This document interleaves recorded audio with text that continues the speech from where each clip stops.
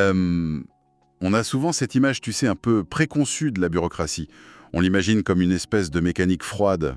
Ouais, silencieuse, avec des piles de dossiers bien alignées. Voilà, des bureaux vides, un peu aseptisés. Mais si on tourne notre regard vers l'Espagne, là, en ce mois de mai 2026, la réalité, elle pulvérise complètement cette image. Ah bah totalement. C'est un chaos physique en fait. C'est ça, un chaos bouillonnant, sous un soleil de plomb, des files d'attente qui s'étirent sur des kilomètres devant les mairies, des trottoirs complètement saturés. C'est vraiment le point de rupture d'un système qui essaye de digérer un paradoxe gigantesque. Le besoin économique face au mur administratif quoi. Exactement.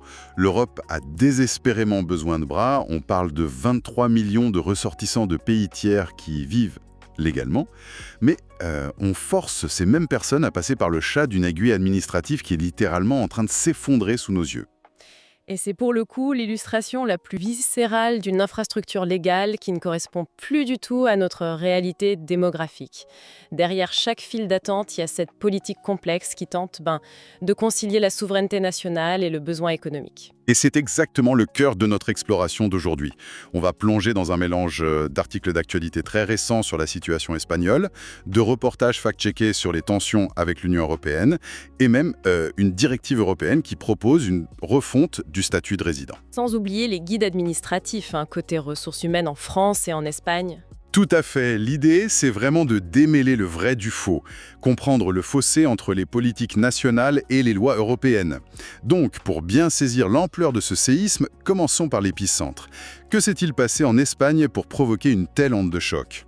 Alors, en mai 2026, le gouvernement espagnol a activé une mesure massive, le décret royal 3160-2026. C'est une procédure qu'on appelle l'arraigo. L'arraigo, ça veut dire l'enracinement, c'est ça ? Exactement. C'est un concept juridique assez fascinant. L'idée, c'est que si une personne parvient à vivre, même dans l'économie souterraine, pendant une certaine période, elle finit par s'intégrer de facto au tissu social et économique du pays. Ouais, ce qui est une reconnaissance très pragmatique de la réalité au final. C'est très pragmatique. Et donc, ce décret vise à régulariser potentiellement 500 000 travailleurs sans papier qui étaient présents avant le 1er janvier 2026. 500 000, c'est énorme. C'est la plus grande régularisation depuis 2005, non ? Ouais, tout à fait. Et les chiffres de départ sont complètement fous. L'administration a reçu 130 000 demandes dans les 10 premiers jours. Attends, vraiment ? 130 000 en 10 jours ? Et 55 000 rendez-vous étaient déjà bookés pour le mois de juin. Mais comment c'est possible d'absorber ça ? Enfin, quelles sont les conditions pour que ces gens puissent déposer un dossier ? Alors, il faut prouver 5 mois de présence ininterrompue et ensuite remplir l'une de ces 3 conditions, soit des liens familiaux, soit une promesse d'embauche, soit, et c'est là que ça coince, obtenir un certificat de vulnérabilité. Ah oui, le fameux certificat. Ironiquement, c'est le truc censé aider les plus précaires, non ? C'est ça. Sauf que ce qui est fascinant ici, c'est comment une mesure conçue pour simplifier l'accès légal au marché finit par créer une nouvelle crise. Parce que ce certificat paralyse tout le système. C'est l'entonnoir inversé dont je parlais. On essaye de faire passer un océan de personnes qualifiées, ou en tout cas volontaires, par un chat d'aiguille administratif minuscule. Exactement. On oblige les demandeurs à courir d'un bureau municipal à un autre pour faire constater leur vulnérabilité, alors que les mairies n'ont absolument pas les effectifs pour gérer ça. Et j'imagine que politiquement, ça doit être une poudrière, cette histoire. Oh, complètement. Et le débat est assez inattendu.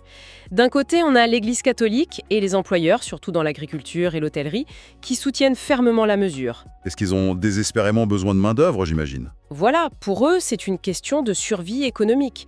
Mais de l'autre côté, on a des gouvernements régionaux de droite, par exemple en Extrémadure ou en Aragon, et le parti Vox, qui s'y oppose farouchement et tente de bloquer la mesure. Et cette onde de choc, elle ne s'arrête pas aux frontières espagnoles.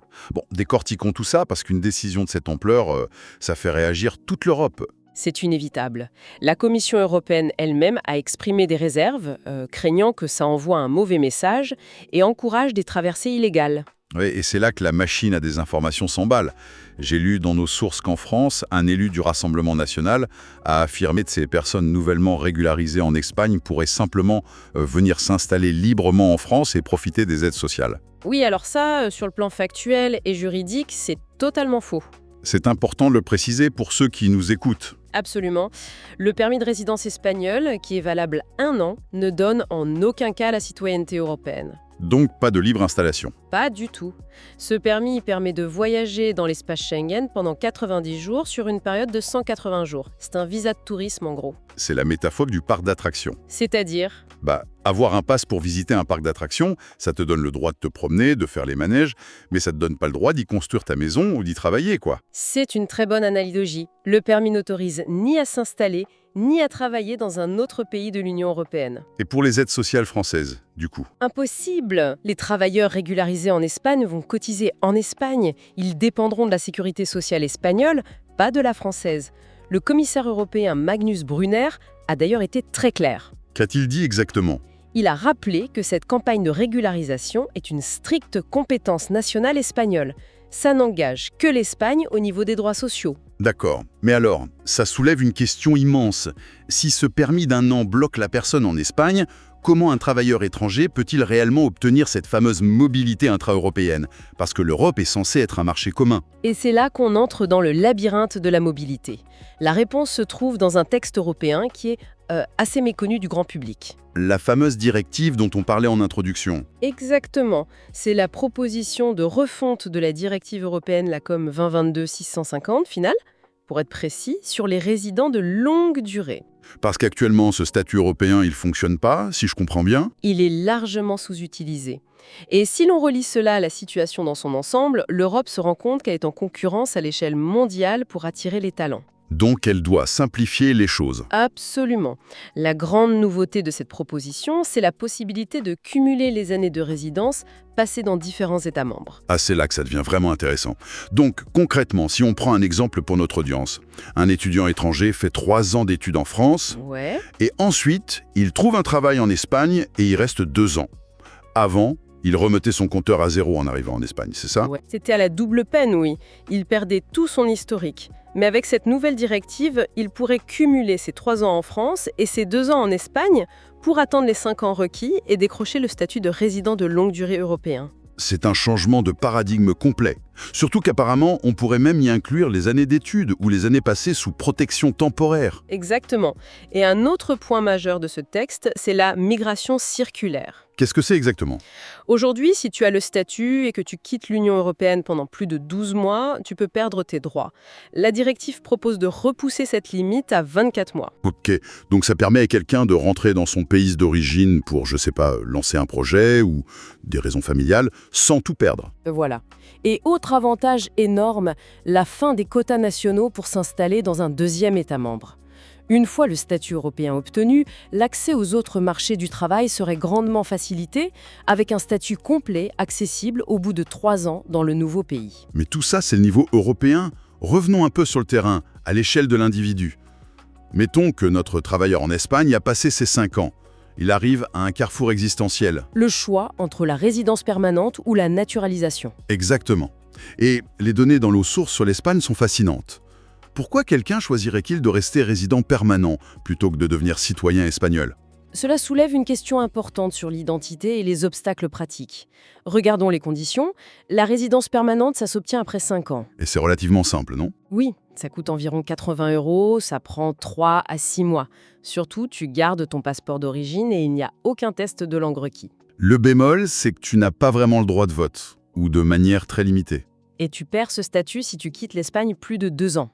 À l'inverse, la nationalité espagnole, en général, c'est après 10 ans de résidence. Sauf pour certains pays, j'ai vu. Oui, c'est réduit à 2 ans pour les ressortissants des pays ibéro-américains, le Portugal, etc. Mais ça prend 1 à 2 ans à obtenir, ça coûte plus cher. Et surtout les examens. Les fameux examens, le 2L-A2 pour la langue et le CCSE pour la culturel civisme. Et c'est là que je te demande de te mettre à la place d'un demandeur. Disons un ouvrier agricole qui travaille 10 heures par jour. Lui demander de passer un examen académique de langue et de culture, c'est une barrière énorme. Sans parler de l'obstacle psychologique et juridique majeur. La renonciation à la nationalité d'origine. Exactement. Pour beaucoup, c'est inenvisageable de renoncer à leur identité d'origine. Et puis, il y a la complexité fiscale. Devenir citoyen, ça peut vouloir dire déclarer ses revenus et son patrimoine mondiaux. Donc, la résidence permanente reste le choix le plus rationnel pour une grande majorité. C'est dingue. Oui, c'est vraiment un calcul bénéfice-risque très complexe. Bon, On a beaucoup parlé du point de vue des migrants et des lois européennes. Mais inversons la perspective. Qu'en est-il des entreprises locales? Celles qui ont un besoin urgent d'embaucher et qui se fichent de la bureaucratie. Elles veulent juste des employés. Le parcours du combattant pour les employeurs. Si on prend l'exemple français tiré de nos sources, c'est édifiant. Embaucher un étranger en France, c'est pas juste signer un contrat. Ah non, pas du tout. L'employeur doit vérifier l'authenticité du titre de séjour de la personne à la préfecture, au moins 2 jours ouvrables avant l'embauche. C'est déjà une charge administrative. Mais il y a pire, non? J'ai lu ce terme incroyable. L'opposabilité de la situation de l'emploi. Alors ça, c'est le cœur du réacteur bureaucratique. Sauf si on parle d'un métier dit en tension ou si la personne a un passeport talent. Le passeport talent, c'est pour les très hauts salaires ou les diplômes de master, c'est ça? Exactement.